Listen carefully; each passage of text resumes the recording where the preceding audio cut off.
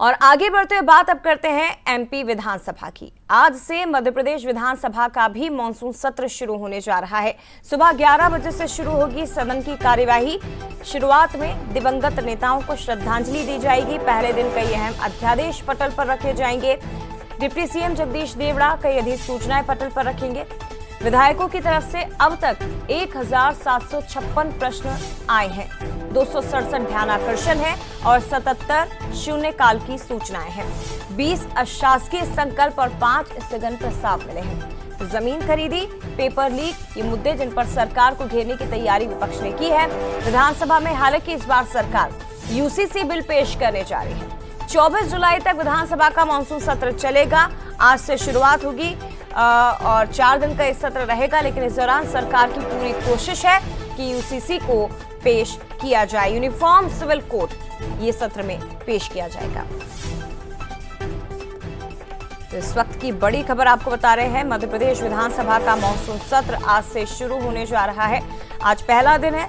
सदन के अंदर दिवंगत नेताओं को श्रद्धांजलि दी जाएगी, लेकिन उसके बाद जमीन खरीदी का मुद्दा, किसानों का मुद्दा, केन बेतवा विस्थापितों का मुद्दा, राम मंदिर का मुद्दा भी, चोरी का मुद्दा भी इस दौरान सदन में विपक्ष उठा सकता है। और सरकार एक तरफ जहां विपक्ष के सवालों के जवाब देने के लिए तैयार है, तो दूसरी तरफ यूसीसी बिल भी सरकार पेश करेगी।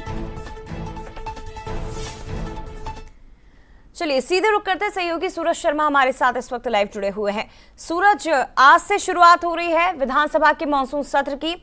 कई महत्वपूर्ण मुद्दे हैं जिन्हें उठाने के लिए विपक्ष तैयार बैठा है, लेकिन ये सत्र इस लिहाज से भी अहम है क्योंकि यूसीसी इस सत्र में सरकार पेश करने जा रही है, जिसके संकेत पिछले कई दिनों से मुख्यमंत्री दे रहे हैं। और क्या जानकारी? देखिए, बिल्कुल 5 दिवसीय मानसून सत्र आज से शुरू हो रहा है। इसमें कई महत्वपूर्ण संशोधन विधेयक और बिल पारित होना है। इसको लेकर खासतौर से सरकार ने तैयारी की। इस तरीके से हमने देखा यूसीसी यानी समान नागरिक संहिता को लेकर जिस तरीके से काम चल रहा था कि एक दिन पहले ही कैबिनेट में ये पास हुआ है और मध्य प्रदेश की विधानसभा में इस बिल को रखा जाएगा। इसके साथ ही चाहे फायर सेफ्टी की बात हो, नगरीय प्रशासन की बात हो, जो कंपनी एक्ट है उनकी बात हो, कई संशोधन विधेयक इस विधानसभा के सत्र में आना है। इसके साथ ही अनुपूरक बजट को लेकर भी सरकार चर्चा कर रही है।